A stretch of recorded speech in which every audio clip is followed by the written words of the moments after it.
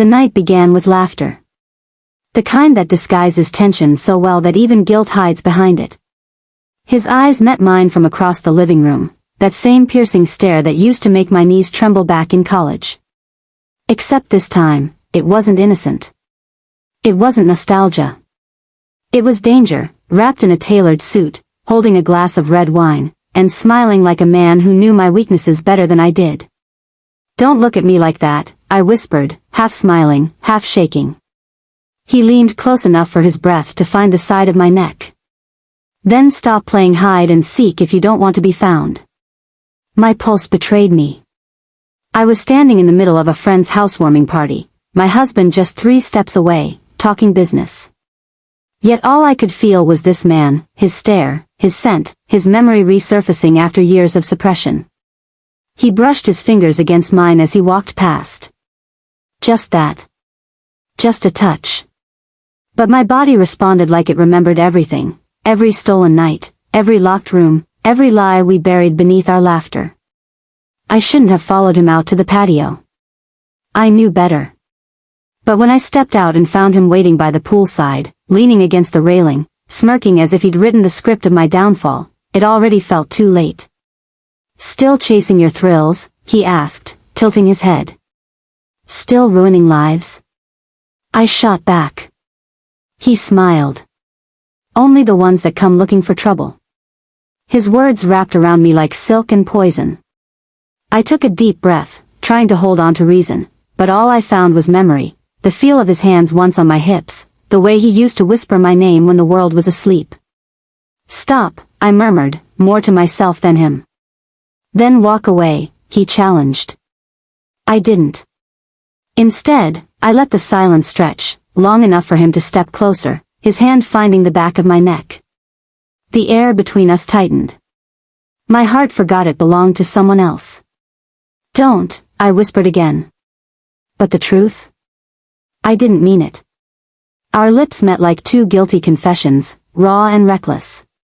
The kiss wasn't sweet, it was punishment. It was everything I'd buried coming back to destroy the fragile peace I'd built. And right there, as his hands slid down my back, the sound of laughter from inside the house reminded me, this was no game anymore. It was a hide-and-seek where every secret was about to find the light. Studio microphone, hey guys. Before I go deeper, if you've ever played with temptation thinking you could control it, you'll want to hear the rest of this story. So don't forget to subscribe, hit that like button, and share this story if you've ever hidden something your heart wasn't ready to confess. Because this is how my little game of hide and seek turned into disgrace. Would you like me to continue to chapter 2, where her secret starts slipping and the guilt begins to take control? I thought I could keep the game between us secret, a little dance of deceit tucked beneath lipstick and perfume. But the truth?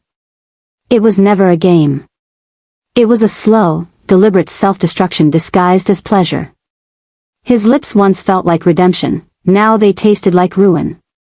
When I woke up that morning, the sheets still smelled of his cologne, that woodsy arrogance that clung to my skin like guilt. My husband was out of town, the silence in the house was deafening, like it was accusing me without words.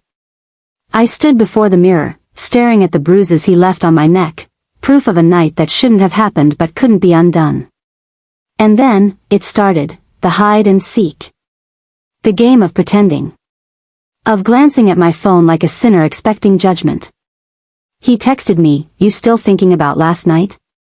I stared at the screen, unsure if my heart fluttered from thrill or fear. Because the truth was, the more I hid, the deeper I fell. But hiding only works when the seeker doesn't know where to look. That afternoon, I caught him watching me from across the cafe.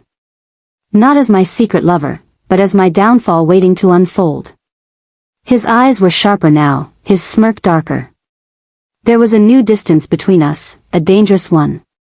When he finally walked up, his voice was too calm to be comforting. "Your lies," he said, "they taste better than your lips." That line, it shattered me. Because I knew he wasn't teasing anymore. He wanted something. Control. Punishment. Maybe revenge.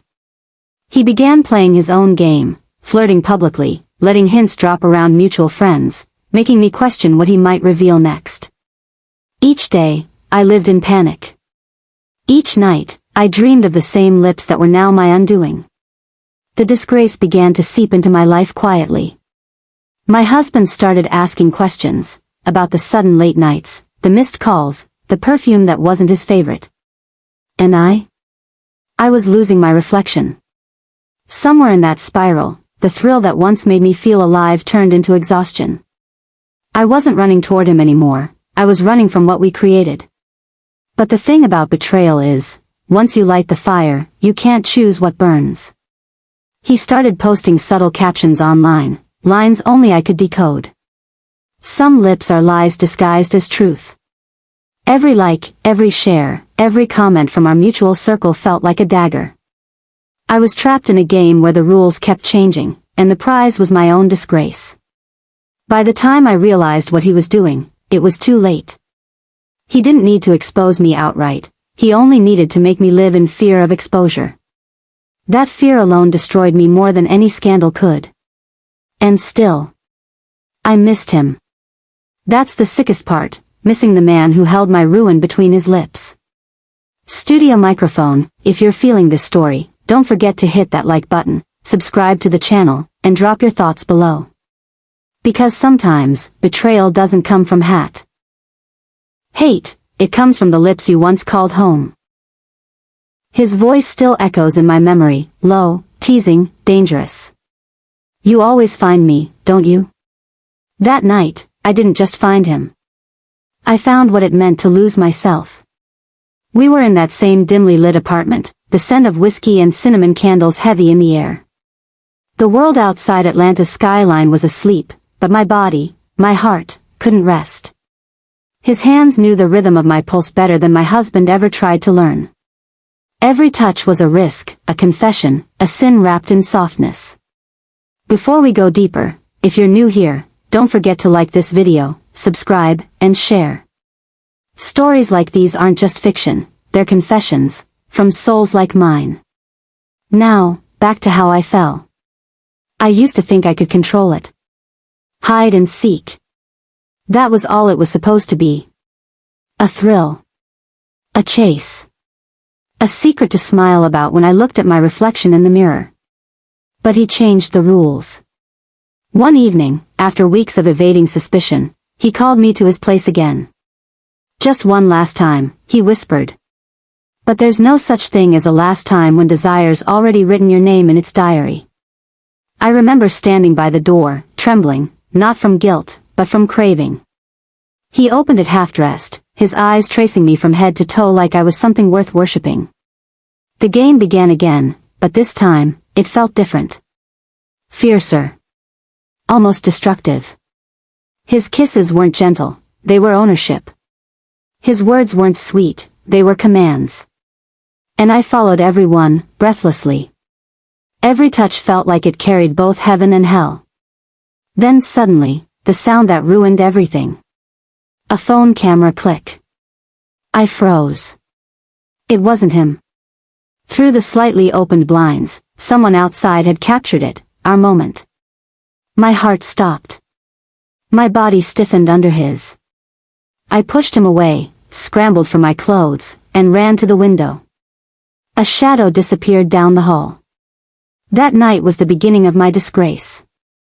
The game was no longer ours. Someone else was playing now. He tried to calm me, saying, "Relax, baby, maybe it was nothing." But deep down, I knew. Atlanta's whispers travel faster than light. Somewhere halfway through the week, I got the message. You're not as good at hiding as you think. No name. No photo. Just that. That's when the fear began replacing the thrill. Every text. Every unknown number. Every knock at the door, it all reminded me of the photo. My photo. Our secret. And yet, when he touched me again, all that fear melted. That was the tragedy. The addiction. He became my undoing, and I couldn't stop myself even as everything was falling apart. Before I continue, don't forget to hit like, share, and subscribe if you've ever played a dangerous game of the heart. Because this story isn't over. Next, in chapter 4, the whispers become real, when the secret leaks, and she realizes who took that photo, and why. I thought I had mastered the art of hiding. The art of moving through shadows, of smiling at my husband across the dinner table while still feeling him, the man who stole my breath in silence. But that night, the game turned on me. It started as usual. A message from him, a teasing line that lit up my screen, saying, "Meet me by the motel on Franklin. Same room. Same story. Let's write another lie." My heart pulsed before my fingers could type back. I told my husband I had a late meeting, that work wouldn't end till midnight. Lies have a way of sounding polished when you've rehearsed them enough. And I had. When I reached the motel, the air carried that same thick tension, the kind that made guilt feel almost delicious. He opened the door wearing a look that melted every reason I should have stayed home. His hands found me before words could. His kiss tasted of danger and ownership. But even in that heated rush, something was off. The curtains weren't fully drawn. A faint glow from the parking lot cut across the room, enough to make me shiver with a strange unease. He didn't notice. He never did. His world began and ended with the way my body responded to his touch. And as he pulled me closer, whispering how much he missed the taste of my truth, I began to sense the edges of our secret tearing apart. In that tangled mess of sheets and emotion, my phone buzzed. Twice. Then again. I froze. It was my husband. 3 missed calls. A voicemail. My heart stopped moving. My body still did. But my mind? It ran, straight into panic. "Who is it?" he asked, his voice still heavy from the high. I lied again. "Just work." But the truth was already clawing through the door we thought we'd locked. That night, when I got home, I saw it, the misplaced lipstick on the passenger seat, the faint cologne that wasn't his, and his stare. He didn't ask questions. Not yet. But the silence between us told me. The hide-and-seek game was over. The night was quiet. Too quiet for the kind of storm swirling inside me. I sat on my bed, staring at the dim light glowing from my phone screen, his last text, still unread. "Meet me one last time. I need to see you." Those words felt like a pulse, beating through my chest. I should have said no. I should have remembered my vows, my husband, my home. But the truth? The truth is that every no I ever whispered to him had always melted into a trembling yes the moment his lips found mine. So I went. Again.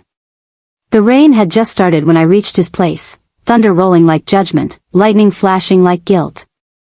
He opened the door shirtless, the scent of whiskey and warmth flooding out with him. And when he whispered my name, the world disappeared. It wasn't just a kiss this time. It was a goodbye we both refused to say.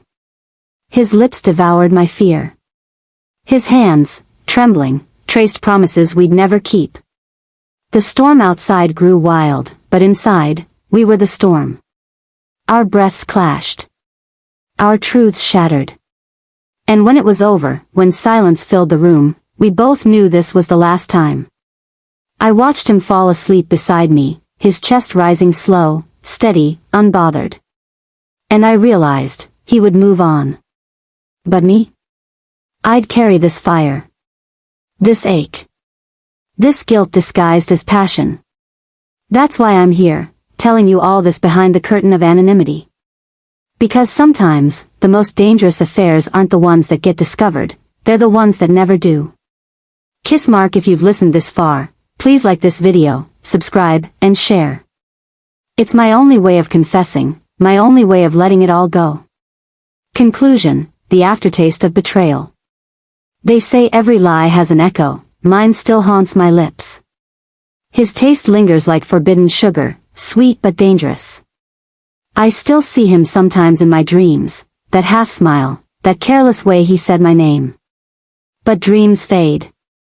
And morning always comes, carrying reality in its cold hands. I returned to my husband, to my life, to my silence. He never knew. He probably never will. But every time I touch my lips, I remember what betrayal really feels like, soft, slow, and addictive. So, to everyone watching, don't play with desire if you're not ready to burn with guilt. And if you've ever loved the wrong person, even for a heartbeat, you already know what I mean. Revolving hearts, before you go, hit that like button, subscribe for more real confessions, and share this story. Someone out there might need to hear it. Because sometimes, the lips that kiss you awake are the same ones that ruin your peace.